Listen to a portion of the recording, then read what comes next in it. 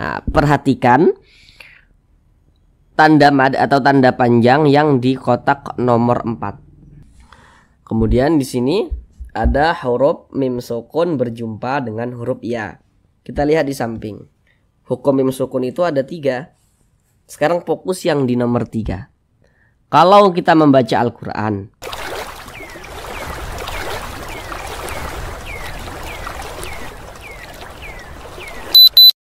Assalamualaikum warahmatullahi wabarakatuh. Apakah Bapak Ibu saudara semuanya masih terbata-bata dalam membaca Al-Quran, belum lancar dalam membaca Al-Quran, kemudian juga belum memahami ilmu tajwid? Mari belajar mengaji Al-Quran bersama kami. Akan kami jelaskan tajwidnya itu dengan pelan-pelan, sehingga dengan penjelasan tajwidnya yang pelan-pelan, maka insya Allah Bapak Ibu saudara semuanya langsung dapat memahami ilmu tajwid Al-Quran dengan mudah. Kemudian dengan kita memahami ilmu tajwid Al-Quran, maka bagi Bapak Ibu saudara semuanya yang belum lancar dalam membaca Al-Quran, insya Allah secepatnya bisa segera lancar. Namun sebelum itu kami doakan terlebih dahulu semoga Bapak Ibu saudara semuanya senantiasa dalam keadaan sehat, dipermudah segala urusannya, dikabulkan segala hajatnya, dan senantiasa dilancarkan rezekinya oleh Allah Subhanahu wa ta'ala. Amin, amin ya rabbal alamin. Baiklah, langsung kita mulai belajar mengaji Al-Qur'annya. Kita kali ini akan belajar mengaji Al-Quran dengan penjelasan tajwidnya yang pelan-pelan, masih melanjutkan kembali pada surah Al-Baqarah ayat 221. Karena pada surah Al-Baqarah ayat 221 kita bagi menjadi beberapa bagian supaya durasinya itu tidak terlalu lama. Karena di sini kami berusaha menjelaskannya itu dengan detail, kemudian juga dengan pelan-pelan, sehingga insya Allah sangat mudah untuk dipahami oleh Bapak Ibu saudara semuanya yang berkeinginan untuk belajar ilmu tajwid. Kita kali ini masuk kepada bagian yang terakhir. Jadi di bagian yang terakhir ini kita akan belajar dari wa yubayyinu ayatihi linnas sampai yatadzakkarun. Dari sini sampai sini. Baiklah, di sini akan kami bacakan terlebih dahulu dengan pelan-pelan. A'udzu billahi minasy syaithanir rajim. Bismillahirrahmanirrahim. Wa yubayyinu ayatihi linnasi la'allahum yatadzakkarun. Baik, sekarang kita bahas tajwidnya dengan pelan-pelan. Namun seperti biasa ada beberapa hal yang kami sampaikan di awal supaya untuk lebih memudahkan Bapak Ibu saudara semuanya dalam memahami penjelasan tajwid yang kami sampaikan nantinya. Yang pertama, kalau nanti kami katakan huruf sebelumnya atau huruf di belakangnya, maka yang kami maksud itu adalah huruf yang berposisi sebelah kanan daripada suatu huruf. Nah, kemudian kalau nanti kami katakan huruf setelahnya atau huruf di depannya, maka yang kami maksud itu adalah huruf yang berposisi sebelah kiri daripada suatu huruf. Nah, baik, yang pertama di sini ada huruf ya bertasydid. Ini huruf ya. Tanda tasydid itu seperti ini, seperti angka 3 terbalik. Nah, maka kalau membaca Al-Quran nih berjumpa dengan huruf ya bertasydid, kita perhatikan huruf sebelumnya. Nah, tadi kalau kami mengatakan huruf sebelumnya berarti yang berposisi sebelah kanan. Huruf ya sebelah kanan huruf ya mana? Nah, berarti huruf ba ini. Nah, atau kalau lebih mudah lagi di belakangnya begitu. Jadi terserah mana yang lebih mudah untuk saudara ingat, di belakangnya atau sebelumnya, itu sama saja. Jadi kalau membaca Al-Quran berjumpa dengan huruf ya bertasydid, sebelumnya ada huruf yang memiliki tanda baca fathah atau kasroh atau dhammah, maka huruf ya bertasydidnya ini dinaber. Naber itu adalah penekanan pada huruf-huruf tertentu sehingga intonasi suaranya itu sedikit lebih tinggi dibanding dengan huruf-huruf di sampingnya. Nah, jadi huruf ya-nya ini ditekan. Wa yubayyinu ayatihi, wa yang ditekan seperti itu. Wa yubayyinu ayatihi linnas. Ini baris satu ke atas ini disebut juga dengan tanda baca fathah atau harokat fathah. Kalau baris satu ke bawah ini disebut dengan tanda baca kasroh atau harokat kasroh. Kalau yang seperti ini tanda baca dhammah atau harokat dhammah. Ada huruf ya bertasydid, sebelumnya ada huruf yang memiliki tanda baca fathah, kasroh atau dhammah, dan di sini yang kita temui adalah tanda baca fathah. Huruf ya bertasydid, sebelumnya ada tanda baca fathah, maka dinaber, jadi ditekan. Wa yubayyinu ayatihi linnas. Nah, sekarang ini a dibaca panjang. Nah, perhatikan tanda mad atau tanda panjang yang di kotak nomor 4. Kalau kita membaca Al-Quran, apabila berjumpa dengan suatu huruf yang di atasnya memiliki tanda baca fathah berdiri atau alif kecil, maka huruf yang di atasnya memiliki tanda baca fathah berdiri, maka huruf tersebut dibaca panjang. Tanda baca fathah itu kan dia bentuknya tuh mereng seperti ini kan, nah mereng seperti ini. Tapi kalau dia bentuknya itu berdiri seperti ini, berbentuk alif kecil seperti ini, maka huruf yang di atasnya memiliki tanda baca fathah berdiri, maka huruf tersebut dibaca panjang. Nah, makanya a ini dibaca panjang. Nah, kemudian ini kan huruf alif nih, huruf alif, tapi dia ada tanda bacanya, atau ada harokatnya. Jadi kalau ada huruf alif yang memiliki tanda baca, maka itu adalah huruf hamzah. Jadi huruf hamzah itu bisa ditulis dalam bentuk alif seperti ini, bisa dia. Jadi karena ini ada huruf hamzah yang dibaca panjang, ya, huruf hamzah yang dibaca panjang, maka ini namanya adalah mad badal. Mad badal itu panjangnya 2 harokat. 2 harokat untuk lebih mempermudah kita dalam belajar, kira-kira temponya itu 2 ketukan. 1, 2. Wa yubayyinu ketukan itu hanya sarana saja untuk mempermudah kita dalam belajar, dan ketukannya pun tergantung tempo bacaan kita. Wa yubayyinu ayatihi linnas. Kemudian ya dibaca panjang. Masih di tanda mad yang di kotak nomor 4. Ini huruf ya, di atasnya ada tanda baca fathah berdiri, maka huruf yang di atasnya memiliki tanda baca fathah berdiri berbentuk alif kecil seperti ini, maka huruf tersebut dibaca panjang. Nah, ya dibaca panjang. Nah, ini namanya adalah mad tabi'i, panjangnya 2 harokat. Nah, apa bedanya dengan mad badal? Nah, kalau mad badal itu khusus pada huruf hamzah yang dibaca panjang. Huruf hamzah yang dibaca panjang kalau mad badal. Nah, makanya ini dinamakan mad badal, sedangkan ini namanya mad tabi'i karena ini huruf ya bukan huruf hamzah, maka ini adalah mad tabi'i, panjangnya 2 harokat. Wa yubayyinu ayatihi linnas. Kemudian hi dibaca panjang. Ini namanya adalah mad silah qasirah. Perhatikan tanda mad atau tanda panjang yang di kotak nomor 3. Kalau membaca Al-Quran berjumpa dengan suatu huruf, kemudian di bawah huruf tersebut ada tanda baca kasroh berdiri. Tanda baca kasroh itu kan dia mereng seperti ini, atau harokat kasroh itu mereng seperti ini.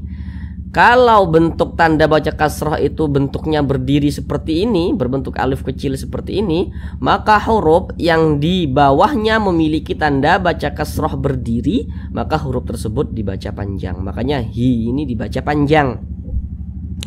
Ini namanya adalah mad silah qasirah. Nah, karena ha ini adalah ha dhamir. Nah, makanya ini namanya adalah mad silah qasirah.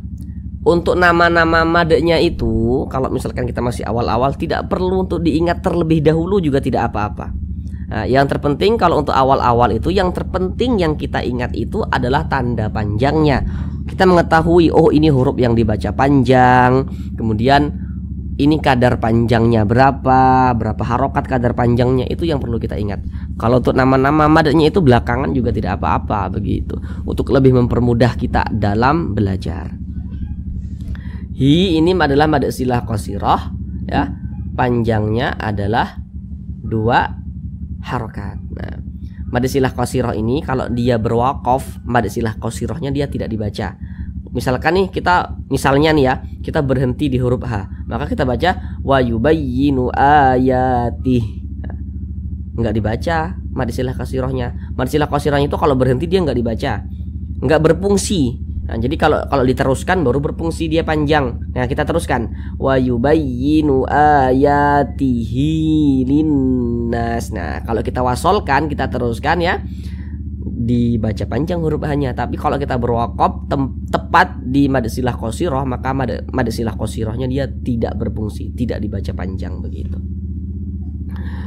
Wa yubayyinu ayatihi linnas. Nah, kemudian di sini ada alif lam syamsiyah. Nah, di sini ada huruf lam, tapi di sini huruf alifnya dia tidak ditulis karena di sini kemasukan huruf lam nih. Nah, sehingganya huruf alifnya dia tidak ditulis.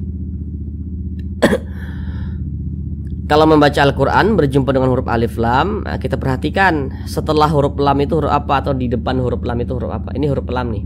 Nah, di depannya atau setelahnya adalah huruf nun. Kita lihat di samping, huruf nun itu termasuk salah satu huruf syamsiyah. Maka alif lam berjumpa dengan huruf nun, hukumnya adalah alif lam syamsiyah. Alif lam syamsiyah itu biasa disebut juga dengan idgham syamsiyah. Nah, jadi kalau ada orang mengatakan idgham syamsiyah, nah itu sama dengan alif lam syamsiyah maksudnya. Kenapa dikatakan idgham? Karena huruf lamnya ini dibaca idgham. Ini kan huruf lam yang ini nih, ini kan nggak ada tanda bacanya dia. Nah, nggak ada tanda bacanya, langsung masuk ke huruf yang di depannya ini, langsung masuk ke huruf nun. Nah, linnas begitu. Kemudian di sini ada huruf nun bertasydid. Nah, namun sebelum itu, bagi saudara yang masih kebingungan dalam membaca huruf hijaiyah yang bertasydid, masih kebingungan dalam membaca huruf hijaiyah yang sukun, silahkan kunjungi channel kami, lihat di bagian playlist. Di bagian playlist, di situ sudah kami buat cara mudah membaca huruf hijaiyah yang sukun dan cara mudah membaca huruf hijaiyah yang bertasydid. Insyaallah setelah saudara menonton video tersebut, insya Allah saudara langsung bisa memahami cara membaca huruf hijaiyah yang bertasydid, cara membaca huruf hijaiyah yang sukun. Nah, bagi saudara semua yang belum atau masih kebingungan atau masih sering salah-salah dalam membaca huruf hijaiyah yang sukun maupun yang bertasydid, di sini ada huruf nun bertasydid. Kita lihat di samping, huruf nun bertasydid, huruf mim bertasydid itu hukumnya adalah gunnah musyaddadah. Perhatikan catatan kecil di bawahnya itu. Itu catatan kecil sengaja kami buat itu supaya saudara yang masih pemula dalam belajar tajwid tidak keliru dalam menentukan hukum. Karena nanti tidak semua nun dan mim bertasydid itu hukumnya gunnah musyaddadah, tidak semua. Kalau kemasukan nun sukun, kalau kemasukan tanda baca tanwin. Jadi supaya tidak keliru kami buat catatan kecil di bawahnya itu. Tapi nanti kalau ada orang bertanya hukumnya nun bertasydid, mim bertasydid, jawab saja gunnah musyaddadah. Tidak perlu dijelaskan, catatan kecil di bawahnya itu tidak perlu dijelaskan. Kalau ada nun bertasydid atau mim bertasydid, kita perhatikan huruf sebelumnya. Ini ada nun bertasydid nih, kita perhatikan huruf sebelumnya. Kalau huruf sebelumnya memiliki tanda baca fathah, kasroh atau dhammah, maka nun bertasydidnya atau mim bertasydidnya itu hukumnya gunnah musyaddadah. Ini nun bertasydid, tanda tasydid itu seperti ini, seperti angka 3 terbalik nih tanda tasydid. Sebelum nun bertasydid ada huruf yang memiliki tanda baca kasroh, berarti nun bertasydidnya ini hukumnya gunnah musyaddadah. Cara membacanya digunnahkan itu didengungkan. Jadi suaranya itu kita tahan, kita panjangkan sejenak. Linnas, linnas. Nah, kita tahan ya, kita panjangkan, panjangnya itu 2 harokat. Linnas, linnasi la'allahum yatadzakkarun. Kemudian na dibaca panjang. Perhatikan rumus mad tabi'i yang di kotak nomor 3.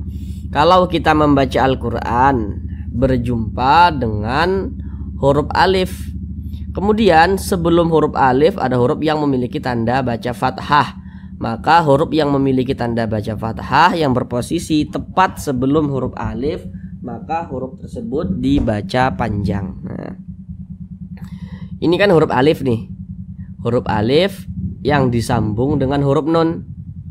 Sebelum huruf alif nih ada huruf yang memiliki tanda baca fathah nih, baris 1 ke atas nih tanda baca fathah atau harokat fathah, sehingganya huruf nun ini dibaca panjang.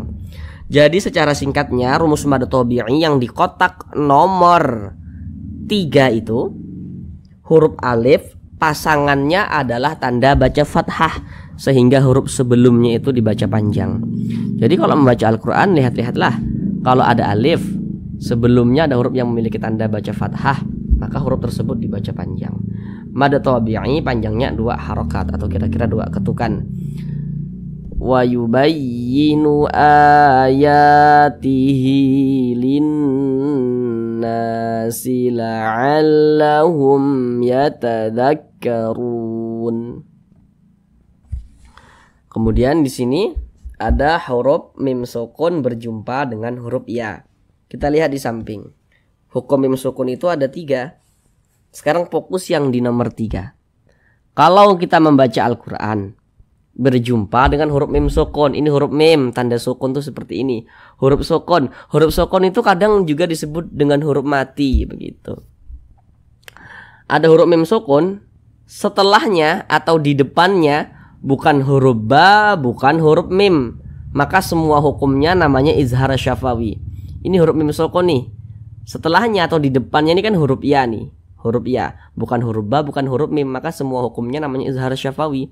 Jadi kalau membaca Al-Quran berjumpa dengan huruf mim sukun, kemudian huruf mim sukun itu bertemu bukan huruf ba, bukan huruf mim, maka semua hukumnya izhar syafawi. Mim sukun misalkan berjumpa dengan huruf ta, mim sukun berjumpa dengan huruf qaf, mim sukun berjumpa dengan huruf kaf, dengan huruf ya. Pokoknya selain daripada huruf ba dan huruf mim, maka semua hukumnya namanya izhar syafawi. Karena dia izhar, maka dibaca jelas, dia tidak berdengung. Jadi ini dibaca pendek saja. La'allahum yatadzakkarun.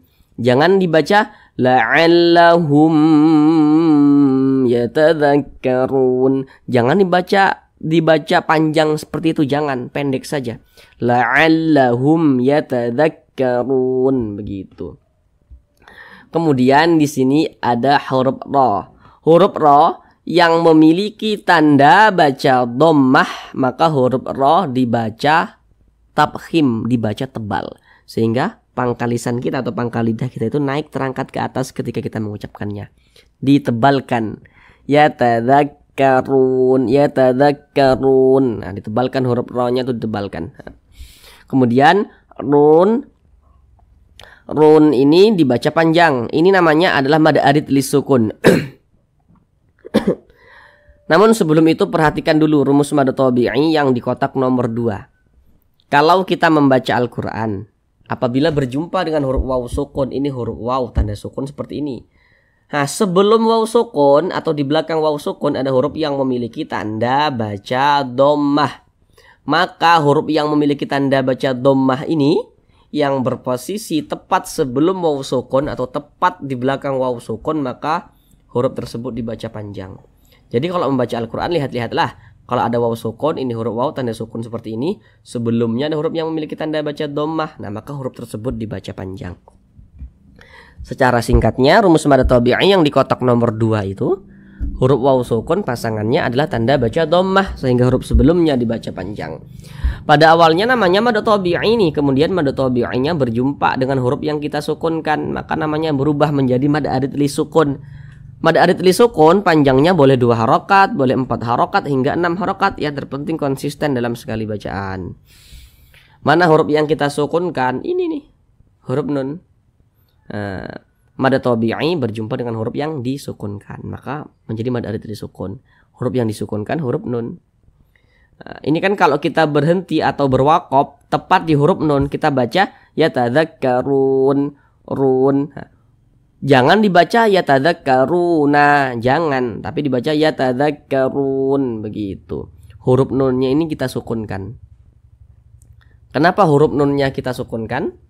Jadi kalau kita membaca Al-Quran, kemudian kita berwakaf atau berhenti tepat di huruf yang tidak dibaca panjang, maka huruf tersebut harus kita sukunkan atau harus kita matikan. Nah, ini kan kita berhenti atau berwakaf tepat di huruf nun. Huruf nun tidak dibaca panjang, sehingganya huruf nun ini kita sukunkan atau kita matikan, sehingga dibaca yatadzakkarun. Tidak dibaca yatadzakkaruna, tidak, tapi dibaca yatadzakkarun, begitu. Sekarang kita ulang bersama-sama sekali lagi dari awal. Wa yubayyinu ayatihi linnasi la'allahum yatadzakkarun. Shadaqallahul azim.